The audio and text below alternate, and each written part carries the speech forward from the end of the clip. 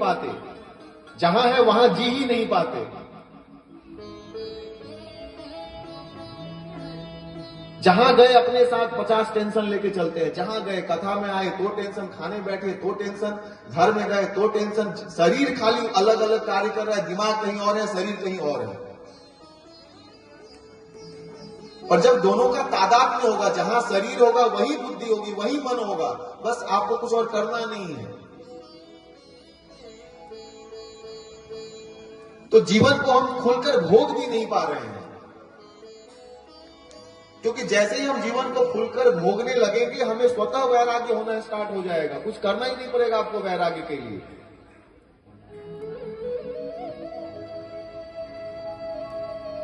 अभी खा रहे हैं, अभी सोचते सोचते टेंशन हो गया कि आटा होगा कि नहीं होगा, घर में रोटी होगा कि नहीं होगा, कल क्या खाएंगे।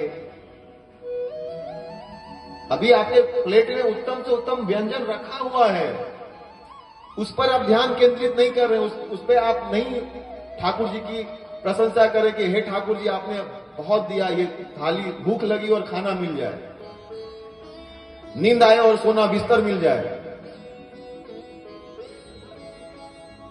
जीवन क्या है कि भूख लगे और भोजन मिल जाए, बस उत्तम व्यवस्था, नींद आए और सोना मिल जाए।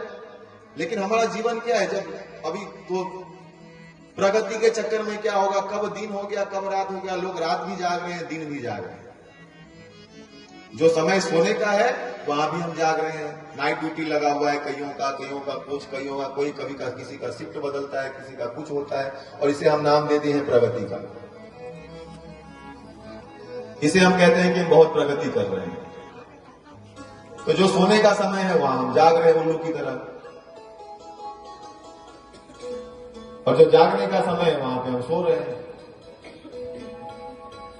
सामने थाली रखा हुआ है, उसे एंजॉय नहीं कर रहे, उसे परमात्मा का धन्यवाद करके उसे ग्रहण नहीं कर रहे हैं, और आगे और विचार बना रहे हैं कि अच्छा सुबह में तो ये बन गया, ठीक है, शाम का क्या प्रोग्राम है। सुबह का प्रोग्राम तो एंजॉय कर ले भाई, फिर शाम का शाम की सोचेंगे। तो हम कहीं भी अपना पूर्ण जीवन जी ही नहीं पाते। ऑफिस गए तो वहां भी मन, ये नहीं कि ऑफिस चले, ऑफिस जाना क्या है, ड्यूटी है, नहीं जाएंगे अटेंडेंस नहीं लगेगा, सैलरी नहीं आएगी, जीवन में गुलछड़े कैसे उड़ाएंगे, या जीवन की जो भी जिम्मेदारियां हैं उसे कैसे निभाएंगे। तो बलात् जाना पड़ता है ड्यूटी। काम करने का इच्छा होता किसका है, कोई बताए कि हाँ मेरा काम करने का एकदम, मैं तो एकदम जाता हूं ऑफिस में पूर्ण ईमानदारी निष्ठा मेहनत से पूरा 8 घंटा 10 घंटा 12 घंटा काम करके आता हूं। क्योंकि ऑफिस से आने के बाद सबके चेहरे पर थकान होती है। थकान किस लिए होती है, क्योंकि आपने काम को एंजॉय नहीं किया। जिस काम को आप एंजॉय नहीं करेंगे वो आपको थका ही देगी, चाहे वो खाने का काम क्यों ना हो, चाहे वो सोने का काम क्यों ना हो। जिस काम में आप आनंद नहीं ले पाएंगे, जिस काम में आप रस नहीं ले पाएंगे, यानी कि अंदर से आपका मन नहीं है और बलात् सिचुएशन आपसे वो काम करवा रही है, तो वो काम आपको थका देगा, चाहे वो भजन ही क्यों ना हो।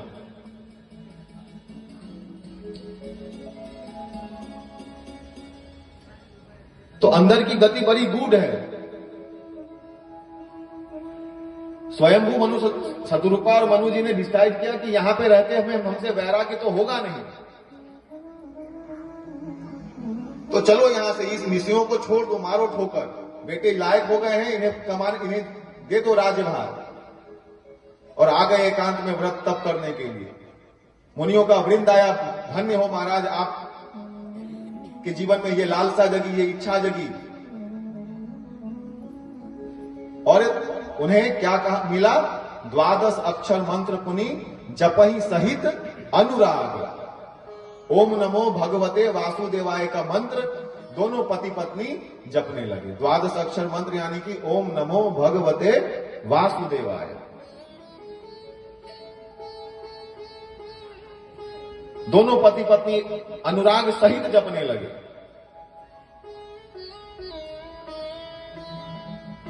शास्त्र में जो लिखा हुआ है, रामचरितमानस में जो लिखा हुआ है, एक एक अक्षर जो शब्द आपसे मिस्टेक हो जाएगा तो समझिए वो अक्षर मिस्टेक नहीं हुआ, एक कदम आप पीछे छूट रहे हैं। जपहि सहित अनुराग। हम लोग क्या करते हैं, अनुराग सहित नहीं जपते हैं, हम लोग बस जपते हैं। हम लोग प्रेम से पूजा नहीं करते हैं, बस पूजा करते हैं। खाते नहीं हैं, प्रेम से नहीं खाते, बस खाते हैं। आराम से, निश्चिंत से, चैन से नहीं सोते, बस सोते हैं।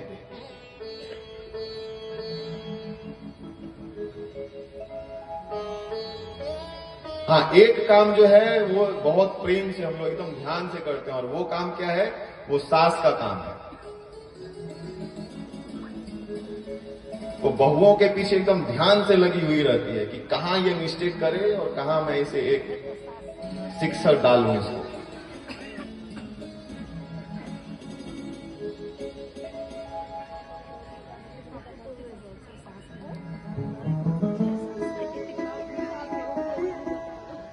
तो गोस्वामी तुलसीदास जी लिखते हैं कि जपहि सहित अनुराग। जप कैसे करना चाहिए, अनुराग से करना चाहिए, प्रेम से करना चाहिए। और प्रेम कब होगा, जब हम जिसका जप कर रहे हैं उसमें हमारी निष्ठा हो, उसमें हमारी शरणागति हो, उसमें हमारा विश्वास हो। कई लोग हैं जो 10 तरह के मंत्र जपते हैं।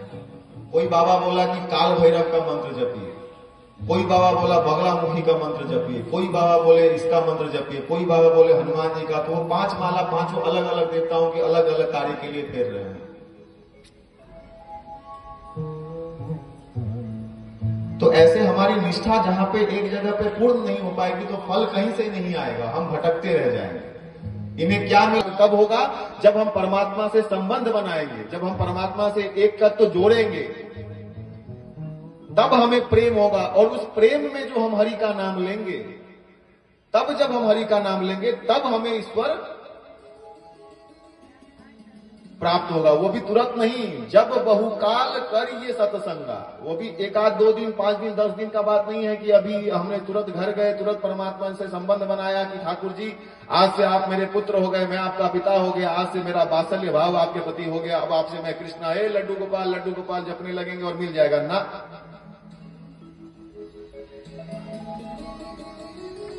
आपने जो संबंध बनाया, उस संबंध की मर्यादा आपको जीवन पर्यंत निर्वहन करना पड़ेगा।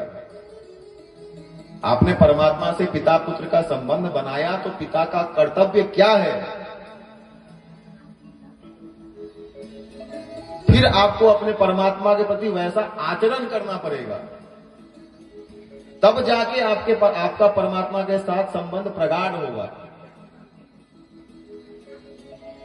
कहते हैं ना, पिता और पुत्री का संबंध प्रगाढ़ होता है, माता और पुत्र का संबंध प्रगाढ़ होता है ना। माताओं को स्वतः अपने पुत्र से बड़ा लाड प्यार रहता है और पिताओं को स्वतः अपनी पुत्री से बड़ा लाड प्यार रहता है। तो ये क्यों होता है, अपनी ही पुत्री के साथ क्यों होता है, दूसरी पुत्री के साथ तो हम बड़ा गंदी नजर से देखते हैं दूसरे की बेटियों को।